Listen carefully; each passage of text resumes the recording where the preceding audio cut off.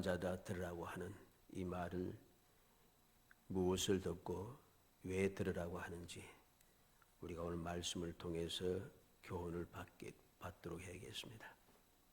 물론 여기서 보니까 부한자들이라 이렇게 했습니다만 우리는 항상 이 단순하게 모든 말씀이 그러합니다만 단순한 부자만 의미하는 것은 아니다 라고 하는 사실도 우리가 염두에 두어야 됩니다. 그렇기 때문에 누구나 다 이 음성을 듣고 이 외치는 들으라 부한자들아 하는 이 말씀을 듣고 왜 들으라고 하는지, 무엇을 들으라고 하는지, 우리에게 무엇을 하라고 하는지 하는 것을 우리가 올바르게 가르침을 받고 그렇게 교훈받은 대로 우리가 살아가게 될 때에 비로소 우리는 놀라운 축복의 사람이 될 수가 있습니다. 주님께서 약속하신 은혜 가운데 살아갈 수 있다는 것이죠. 여기서 이제 1절부터 3절까지의 말씀을 보면은 회개하라고 촉구하고 있는 그런 내용입니다. 왜 회개하라고 하는가? 1절에서 3절까지 보면 들으라 부한자들아 너희에게 이 말 고생으로 말미암아 울고 통곡하라. 너희 재물은 썩었고 너희 옷은 좀 먹었으며 너희 금과 은은 녹이 슬었으니 이 녹이 너희에게 증거가 되며 불같이 너희 살을 먹으리라. 너희가 말세에 재물을 쌓았도다. 그랬습니다. 얼핏 보면은 그 내용이 좀 이상하게 보입니다. 이치에 맞지 않는 것 같기도 합니다만은 그러나 우리가 이 말씀을 통해서 그 이치에 맞지 않는다라고 하는 이성적인 생각으로만 모든 것을 판단하지 말고 지혜롭게 믿음으로 모든 것을 잘 판단할 줄 알아야 됩니다. 1절에 있는 대로 너희에게 이 말 고생으로 말미암아 울고 통곡하라 그랬습니다. 너희에게 이 말 고생으로 인하여 울고 통곡하라. 이 말은 이 임한다라고 하는 이 말은 미래에 있을 고난을 현재 다가오는 있다는 것을 예언으로 들려주는 말씀입니다. 그래서 너에게 이 말 고생, 너에게 앞으로 심판이 고생이 다가온다는 것입니다. 그것을 알고서 울고 통곡하라고 하는 것이죠. 부한 사람들은 스스로 생각하기를 현재까지의 삶이 평안했던 것처럼 미래에도 계속해서 평안하리라 그렇게 생각하며 살지만은 그 평안은 그치고 하나님의 엄한 심판이 있을 것임을 여기서 경고하는 말씀이죠. 그래서 야고보는 부자들 향하여 울고 통곡하라고 경고하고 있는 것입니다. 울고 하는 이 말은 귀에 들리도록 소리내어 울으라는 소리입니다. 통곡하는 말. 그리고 통곡이라는 말은 심판의 선언에 대해서 울부짖는 회개를 의미합니다. 다가올 고생, 다시 말해서 심판을 생각하면서 지금의 모든 죄를 하나님 앞에 소리내어 울면서 회개하라는 것이죠. 왜 소리내어 울며 회개하라고 하는가? 물론 이것은 모든 부자들에게 다 해당되는 말은 아닙니다. 부자라고 해서 다 회개만 해야 되는가? 그렇지 않죠. 오늘 여기서 말하는 부한자들이라고 하는 것은 바로 불의한 부자들을 말하는 것입니다. 불의한 부자들에게 임할 하나님의 심판을 경고하고 회개를 촉구하는 그런 내용이라는 말씀입니다. 그러면 왜 이들에게 회개를 촉구하고 있는가? 2절에 있는 대로 너희 재물은 썩었고 너희 옷은 좀 먹었으며 3절에 계속해서 너희 금과 은은 녹이 슬었으니 그랬습니다. 이 녹이 너희가 증거가 되며 재물은 썩었고 옷은 좀 먹었다 합니다. 재물이라고 하는 이 헬라 말은 부자들이 마음을 쏟고 있는 부 자체를 의미합니다. 내가 많은 것을 가졌다는 뜻이죠. 옷이라고 하는 것은 많은 것을 가진 즉 부한 사람들이 대표적으로 나타내는 상징적인 그 표현을 말합니다. 다시 말해서 부자 많은 돈을 많은 부를 가진 사람은 그들이 입고 있는 옷이 사치하고 화려하고 비싸고 그렇다는 소리죠. 이러한 부와 옷이 썩었고 좀이 먹었다. 썩었고 좀 먹었다라고 하는 말은 부자들이 재물이 미래뿐만 아니라 현재도 무가치하게 되었다는 소리입니다. 그들은 자랑스럽게 평안하다고 생각하며 즐거우며 살아왔지만은 그들이 가지고 있는 재물은 썩고 옷은 좀 먹었으므로 쓸모가 없었다는 것이죠. 쓸모가 없었다는 것입니다. 그리고 3절인 대로 금과는 녹이 슬었으니 이 녹이 너에게 증거가 되며 있습니다. 녹이 슬었다. 부자들의 부를 상징하는 은과 금과 은이 무가치하게 되었다는 말씀이죠. 다시 말해서 부자들이 탐욕과 이기심으로 선한 일에 쓰지 아니하고 쓰지 않고 쌓아두기만 했던, 가득 쌓아둔 그 모든 것이 쓸모가 없었다는 것이죠.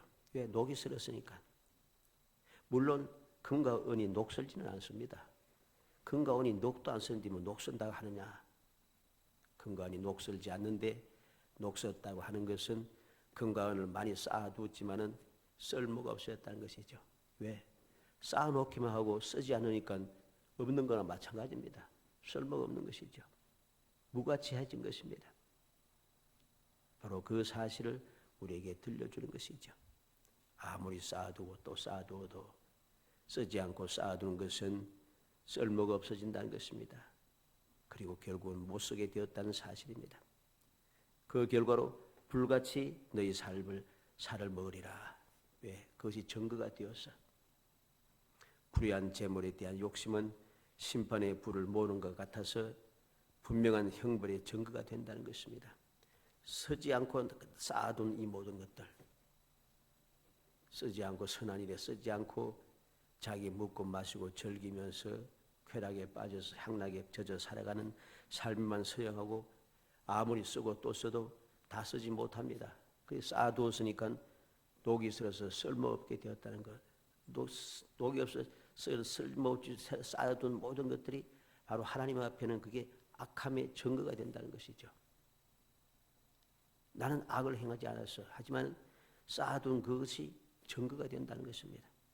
그래서 그것이 증거가 되어서 그들에게는 형벌에 당할 수밖에 없다는 사실을 경고하고 있는 것이죠. 들으라 하는 이유가 바로 여기에 있습니다. 그래서 우리는 이러한 경고의 말씀을 마음에 새겨두고 이제 왜 이렇게 경고하는가 하는 것의 이유를 우리가 생각하겠습니다. 첫째로 증거가 보인다는 것이죠. 4절에 보라 너희 밭에서 추수한 품꾼에게 주지 아니한 삭시 소리 지르며 그 추수한 자의 우는 소리가 만군의 주의 귀에 들렸느니라. 이제까지 재물을 쌓고 쌓아서 쓰지 않고 가득 채워준 것, 내가 이제까지 열심히 일해가지고 땀을 흘려서 노력해서 내가 쌓아둔 정당한 재물이다 말할 수 없다는 것입니다. 쌓아둔 그 재물이 증거가 되어서 우리 들려주기 시작하는데 그 첫 번째 증거가 바로 품꾼에게 주지 않은 삭시 소리 지르고 우는 소리가 만군의 주의 귀에 들렸다고 말합니다. 너희 밭에 추수한 품꾼에게 주지 아니했다니 말은 여러 가지 핑계로 속여서 품꾼에게 삭스를 주지 않고 계속해서 쌓아두었다는 그런 의미가 되죠. 이것은 부자들이 품꾼들을 압제했을 뿐만 아니라 정당한 대가를 지불하지 않았다는 사실을 우리에게 그대로 보여주는 말씀입니다. 그리고 삭시 소리 지른다 그랬습니다. 이것은 마치 창세기 4장 10절에 가인이 아벨을 죽임으로 하나님께서 내 동생 아벨이 어디 있느냐?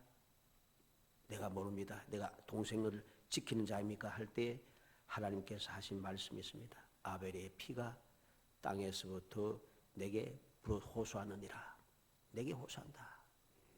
그와 같이 품꾼을 돈을 받지 못한 그 모든 억울한 소리가 하나님 앞에 그대로 사무치고 있다는 것입니다.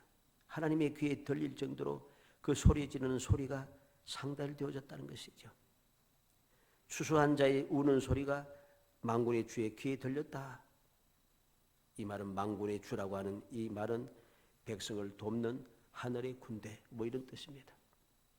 백성을 돕는 하늘의 군대 즉 하나님께 이 소리가 다 들려졌다는 것이죠. 백성을 돕는 하나님께 이 소리가 들려졌으니 이제 그 백성을 도우시는 하나님께서 그냥 계시지 않는다는 것입니다. 그래서 돕기 위해서 이제 내려오셔서 그 악한 자들, 악한 것이 증거가 확실하게 보이기 때문에 그들을 심판하신다는 거죠. 너에게 이 말 고생으로 말미암아 울고 통곡하라. 고생이 이제 닥쳐온다는 겁니다. 부하여서 먹고 마시고 즐기기만 했던 사람들은 고생을 잘 모릅니다. 그들은 나도 예전에는 고생을 많이 해서 고생해가지고선 이렇게 노력해서 이만큼 쌓아서 부자가 된 것이야. 하지만은 그 고생은 거짓된 고생이죠. 이전에 혹 고생하는지 모르지만은 그 고생도 보면은 남을 해치는 데 고생한 겁니다. 남의 피눈물을 흘리는데 고생을 한 것이죠. 그러니까 그건 엄밀한 의미에서 고생이 되지 못한 것입니다. 악한 행위죠.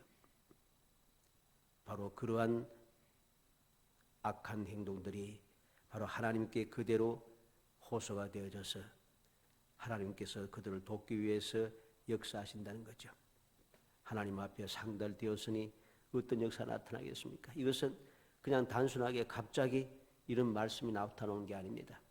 이미 구약시대부터 하나님께서 경고하신 말씀이죠. 출애굽기 2장 23절 한번 찾아봅시다.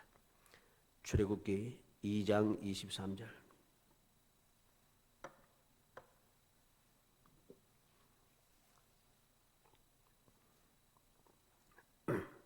출애굽기 2장 23절 읽어봅니다. 여러 해 후에 애굽 왕은 죽었고 이스라엘 자손은 고된 노동으로 말미암아 탄식하며 부르짖으니 그 고된 노동으로 말미암아 부르짖는 소리가 하나님께 상달된지라. 이스라엘 자손이 고된 노동으로 말미암아 탄식하는 부르짖는 소리가 하나님께 상달했다 합니다. 왜? 이스라엘 사람들이 지금 고된 노동을 하는 이 고된 노동은 불의합리한 일이기 때문이죠. 왜? 이스라엘 백성들은 애굽 땅에 종으로 팔려온 사람이 아닙니다. 그들은 싸움에 피하여서 노예가 된 사람들도 아닙니다. 그는 정당하게 바로를 통해서 그들이 살고 있는 지역을 할당받아서 계속해서 살아왔던 사람들입니다. 그런데 그들을 갑자기 강제로 노역을 시키고 노예 생활을 하게 하였다는 것이죠. 그 고통이 하나님 앞에 상달되었다는 것이죠. 레위기 19장 13절을 봅니다. 레위기 19장 13절 말씀. 하나님께서 광야의 이스라엘 백성들에게 명령을 내립니다. 읽습니다. 너는 내 이웃을 억압하지 말며 착취하지 말며 품꾼의 삭슬 아침까지 밤새도록 내게 두지 말며. 하나님께서 계명으로 딱 명해 주었습니다. 너희들도 애굽에서 고난을 당했지 않은가? 노동으로 말미암아서 부르짖지 않는가? 견딜 수 없어서 부르짖지 않느냐? 그러니까 너도 이웃을 억압하지 말고 이웃에게 착취하지 말고 품꾼의 삭을 아침까지 밤새도록 내게 두지 말고 즉각 일을 시기 위해서는 돈을 주라는 소리죠. 그런데 불의한 부자들은 이웃을 억압하고 연약한 자들을 착취하고 일을 시키고 일한 대가를 주지 않는다는 것입니다. 이것이 심각한 문제가 된 것이죠. 신명기 24장 14절 말씀도 봅니다. 신명기 24장 14절 15절. 신명기 24장 14절 15절 읽어봅니다. 곤궁하고 비난한 품꾼은 너희 형제든지 내 땅 성문 안에 우하는 객이든지 그를 학대하지 말며 그 품삯을 당일에 주고 해진 후까지 미루지 말라. 이는 그가 가난함으로 그 품삯을 간절히 바람이라. 그가 너를 여호와께 호소하지 않게 하라. 그렇지 않으면 그것이 내게 죄가 될 것임이라. 단순하게 내 형제들에게만 해당되는 이야기가 아닙니다. 내 공공하고 비난한 품꾼이라면 형제든지 성문 안에 우거하는 객이든지 누구나 다 학대하지 말라 합니다. 일을 시켰으면 당일에 바로 돈을 주라는 것입니다. 임금을 주라는 것입니다. 해 진 후까지 미루지 말고 일하고 난 다음에 바로바로 해가 떨어지기 전에 주라는 것이죠. 그러지 않으면 여호와께 호소하지 않게 하라. 그렇지 않으면 그것이 내게 죄가 될 것입니다. 하나님의 명령을 어기고 공공하고 비난한 품꾼들 품삯을 제때 주지 않고 넘기게 되면 밤을 지내게 되면 그게 바로 죄가 된다는 것이죠. 그게 죄가 되기 때문에 불의한 부자들에 대하여서 회개하라고 여기서 촉구하고 있는 것입니다. 예레미야 22장 13절도 봅니다. 예레미야 22장 13절.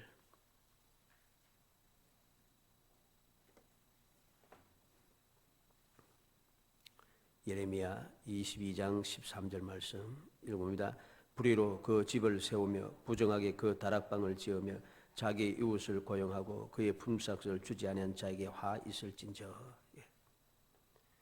불의로 집을 세웁니다. 부정하게 다락방을 짓습니다. 그리고 자기 이웃을 고용하고 품삯을 주지 않는다. 이게 바로 악한 부자들의 특징이란 것이죠. 악하게 많은 것을 쌓아둔 불의한 부자들의 특징이 바로 이러합니다. 이건 어느 나라나 마찬가지입니다. 어느 나라 마찬가지로 불의한 그 부자들은 항상 불의로 집을 짓고 부정하게 다락방을 세우고 이웃을 고용하고는 품삯을 주지 않아요. 일을 실컷 시키고도 제때 돈을 주지 않습니다.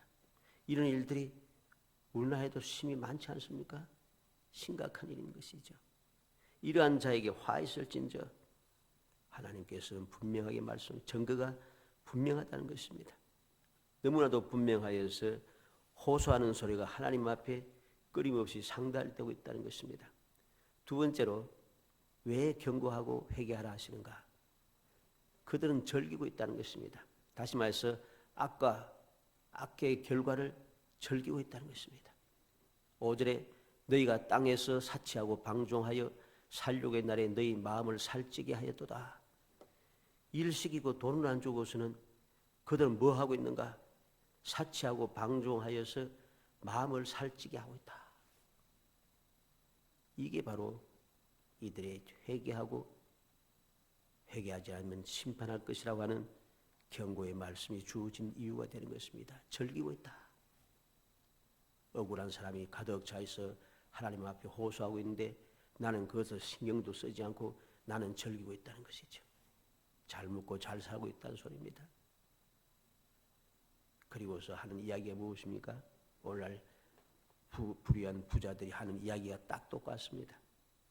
가난한 사람들, 연약한 사람 보면 열심이 없다는 거죠. 어리석다는 것입니다. 자기들은 뭐 좋은 일을 해서 진짜로 열심을 내고 정당하게 해서 부자가 된 것도 아니면서 많은 연약한 사람들 피땀을 흘리게 하고 억울한 마음, 원통한 마음이 가득 차고 억울한 호수가 가득 차게 되어서 원한이 가득 찬 그러한 피를 디디고서 부자가 되었음에도 회개할 줄을 모릅니다. 그러면서 그들은 즐기고 있던 것이죠. 즐기뿐만 아니라 힘들고 어려운 자들을 조롱하고 있는 것이죠. 그래서 사치하고 그랬습니다. 오늘 보니까 5절에 너희가 땅에서 사치한다는 말은 이게 정력을 위해서 방탕한 생활을 하고 있다는 소리입니다. 연락하여 그랬습니다. 이 연락한다는 방종하여 이 말인데 방종한다는 이 말은 특별히 도덕적으로 인 방탕을 의미하는 것입니다. 방종하여 도덕적으로 방탕하다는 거죠. 음란하다는 소리입니다. 이것은 일반적으로 물질에 풍부해지면 저지르는 보편적인 죄악을 의미하는 것입니다. 그리고 도살의 날, 살육의 날에 너희 마음을 살찌게 하였도다. 살육의 날, 이 말은 심판의 날을 의미하는 것입니다.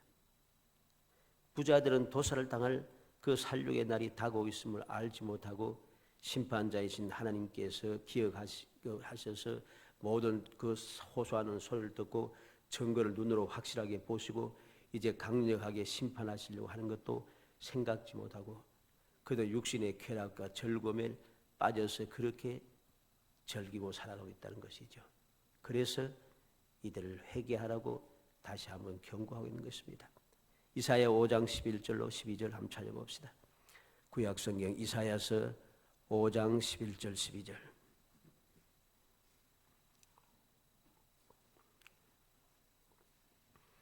이사야서 5장 11절 12절 읽어봅니다.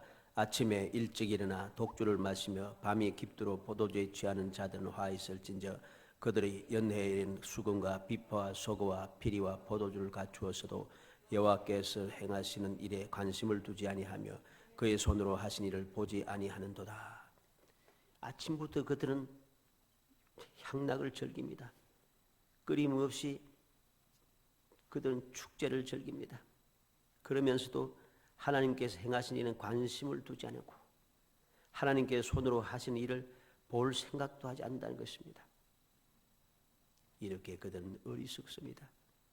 그들이 지금 얼마나 심각한 위치에 놓여 있는가를, 얼마나 심각한 심판이 가까워 있는지 모르고 그들이 지금도 향락에 빠져서 즐기고 있다는 것이죠. 누가복음 16장 19절 봅니다. 누가복음 신약성경 누가복음 16장 19절 예수님께서 비유를 들어주셨습니다. 누가복음 16장 19절 있습니다. 한 부자가 있어 자색 옷과 고운 베옷을 입고 날마다 호롭게 즐기더라. 이 부자가 좋은 옷을 입고 좋은 베옷을 입고서 날마다 호화롭게 즐기더라. 그냥 잔치하는 게 아닙니다. 호화롭게 잔치하면서 연락을 즐기고 있습니다. 결과가 무엇입니까? 이는 불못에 빠져서 돌이킬 수 없게 되었다는 것입니다. 얼마나 그는 날마다 호화롭게 즐긴 일에만 빠졌는지 집 앞에서 바로 자기 집 앞에서 병들어서 고통하는 거지 나사로를 볼 줄도 모릅니다. 그런데 몰라서 그런가 못 보아서 그런가 알고 있어요. 거지 나사로를 알고 있어요. 그래서 불못에 빠져가지고서는 아버지 아브라함이여 나사로를 보내가지고서는 내 형제에 가서 이곳에 오지 않도록 해달라고 그리 간구하죠. 알고 있다는 소리죠. 알고 있음에도 불구하고 비웃고 조롱하고 살펴보지 아니하고 오직 화롭게 즐기는 데만 집중하며 살아갔다는 것이죠. 그게 바로 심판을 받을 수밖에 없는 이유가 되는 것입니다. 디모데전서 5장 6절에 향락을 좋아하는 자는 살았으나 죽었느니라. 향락을 좋아하는 자는 살았으나 죽었다고 합니다. 실제로 그러합니다. 오늘날 세상에 동서양을 막론하고 이 향락을 좋아하는 사람들은 다 살아있는 것 같지만 죽은 사람과 같습니다. 그들의 삶 자체가 죽은 삶과 똑같아요. 그럼 그렇게 향락을 좋아하다가 망하는 것이죠. 다 그렇지는 않겠습니다만은 이틀 전해져 온 이야기 있지 않습니까? 서양의 유럽 지역에 옛날에는 그 전부 다 왕족이고 귀족들이 가득 차 있지 않습니까? 많은 재물을 가지고 있잖아요. 그들이 다 망해서 거의 다 망했습니다. 왜? 그들은 날마다 잔치를 즐겼다는 것이죠. 날마다 잔치나 즐기고 했으니까 결국은 자기들은 잔치하며 즐기고 좋아하지만은 주위에 있는 모든 주민들은 헐벗고 굶주리고 죽고 고통하고 있다는 것이죠. 결과는 그들이 다 망할 수밖에 없었다는 거죠. 이거는 하나님께 세우신 공이기 때문에 이 공의 법칙은 변하지 않습니다. 오늘날 이 나라도 마찬가지인 것이죠. 디모데후서 3장 1절에서 5절 한번 찾아봅시다. 디모데후서 3장 1절에서 5절 말세 우리가 여러 번 찾아본 말씀인데 말세의 특징이 우리에게 그대로 보여줍니다. 디모데후서 3장 1절에서 5절 말씀 읽어봅니다.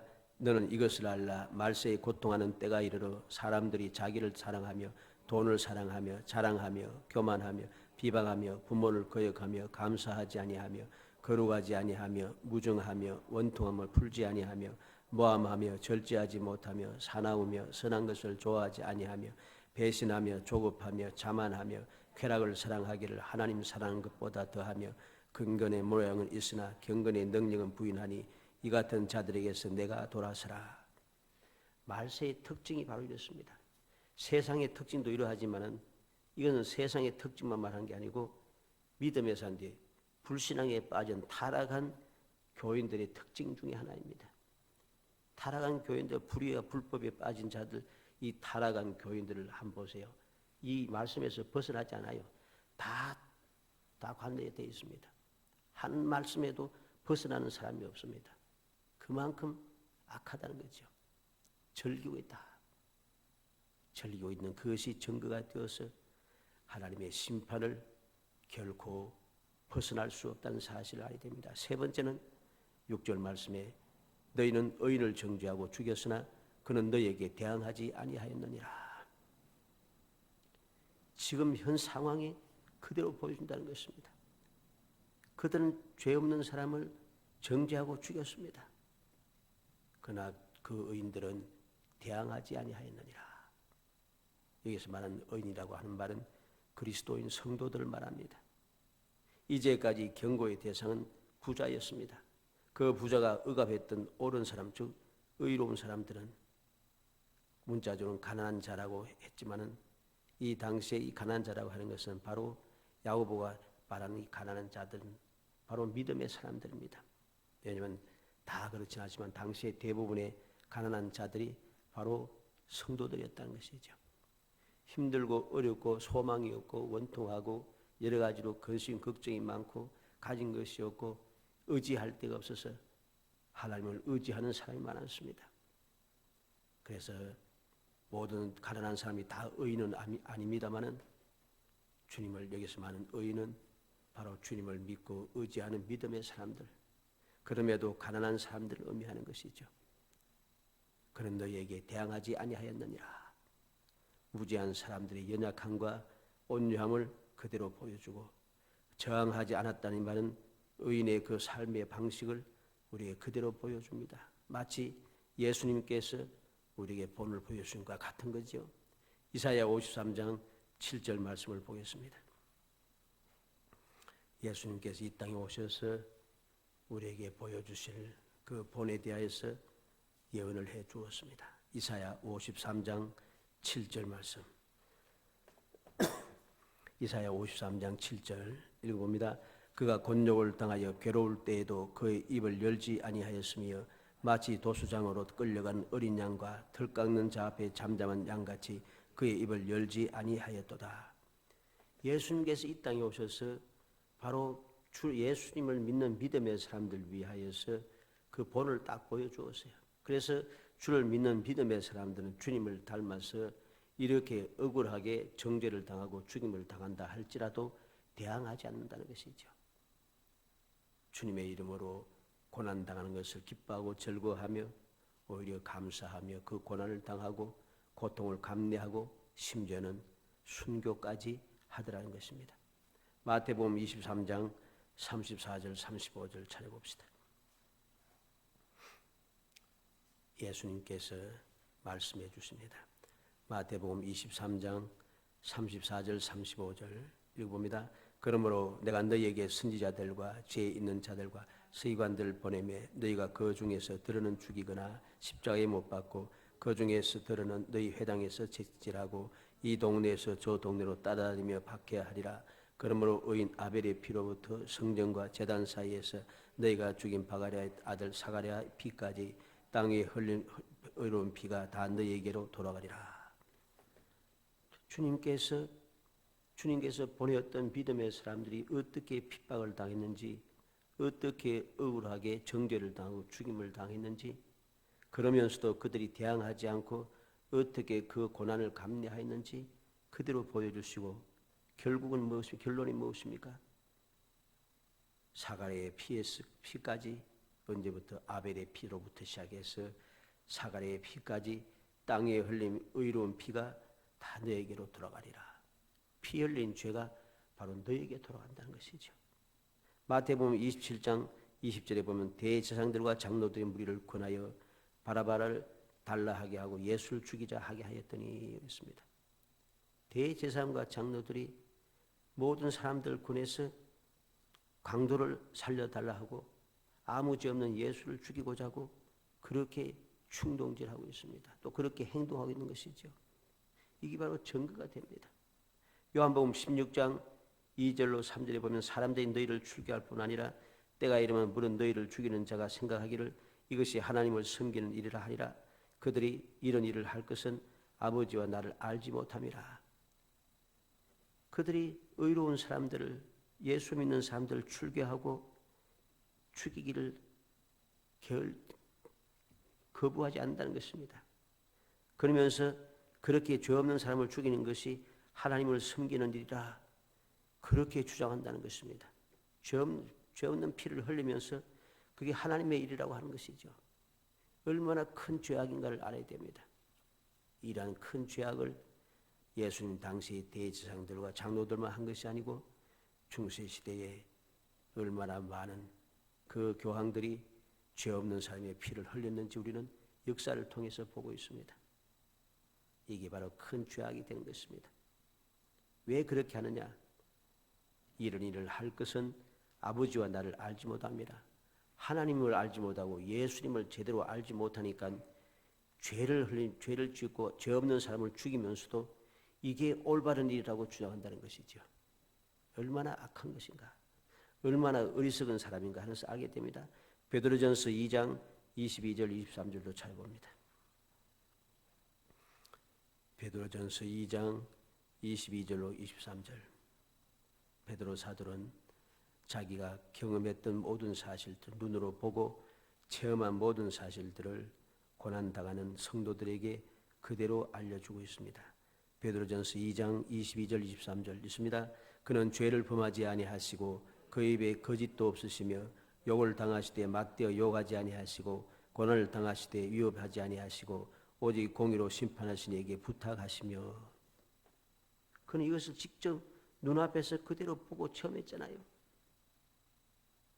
죄를 범하지 아니하시고 거짓도 없으시고 욕을 당하시되 막되어 욕하지 아니하시고. 욕을 당하지만은 침뱉음을 당하고 뺨을 침을 당하면서도 그냥 잠잠하신다는 거죠. 고난 당할 때 위협을 하지 않으시고. 베드로는 직접 주님 앞에서 칼을 빼어서 대제사장의 종 말고의 귀까지 떨어뜨렸는데 주님께서는 그것을 참으라 하시고 떨어뜨리는 귀를 다시 붙여주시는 기적을 행하시더라는 것이죠. 그 모든 것을 베드로는 다 체험했어요. 우리는 기억해야 됩니다. 왜 불의한 부자한 부한자들을 책망하고 경고하는가?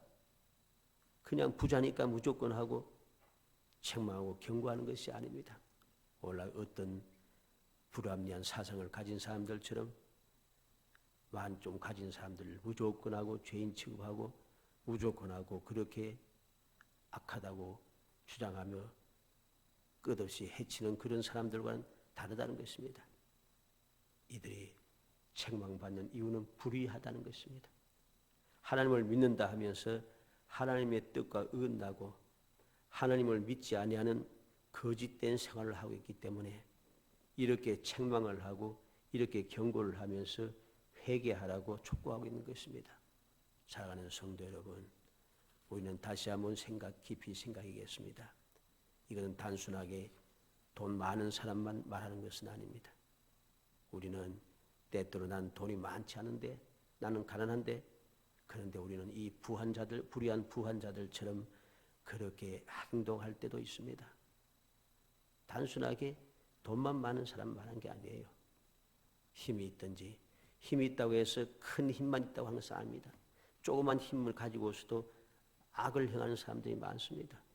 그래서 옛날부터 뭐라 합니까? 완장만 채워주면 사람이 변한다고 하잖아요. 완장만 채워주면 사람이 변해요. 이것도 역시 불의한 부한자들과 똑같은 행태라는 것입니다. 그러므로 우리는 이 말씀이 단순하게 돈 많은 사람, 많은 권력을 가진 사람, 많은 재물을 가진 사람, 많은 그 능력을 가진 사람, 그런 사람들만 말하는 것이 아니다. 이 말씀이 바로 나에게도 해당되는 말씀이다 하는 것을 항상 명심해야 됩니다. 그래야지 내가 이러한 죄를 범하지 않게 됩니다. 이런 죄를 범하지 않게 되는 거죠. 나는 없다고 하면서 실제는 나보다 약한 자들, 나보다 없는 자들, 나보다 힘들어하는 자들을 여러 가지 모양으로 갑질하는 사람 욕하면서 나도 또 갑질합니다. 이게 문제죠. 믿음의 사람은 그렇게 살아서는 안 된다는 것입니다. 그러므로 우리 말씀의 교훈을 올바르게 깨닫고 마음에 똑바로 새겨서 나는 이렇게 불의한 부한 자들이 되지 않기 위해서, 불안한 자가 되지 않고 항상 주님께로부터 잘했다 칭찬 듣고 주님께로부터 바울서의 고백과 같이 가난한 자가 떠나 부요한 자고 많은 사람을 부요하게 하는 사람이라고 자랑스럽게 말할 수 있는, 주님께로부터 잘했다 칭찬 듣고 더 많은 것으로 공급받을 수 있는 그런 행복한 성도이 되시기를 주의 이름으로 축복합니다.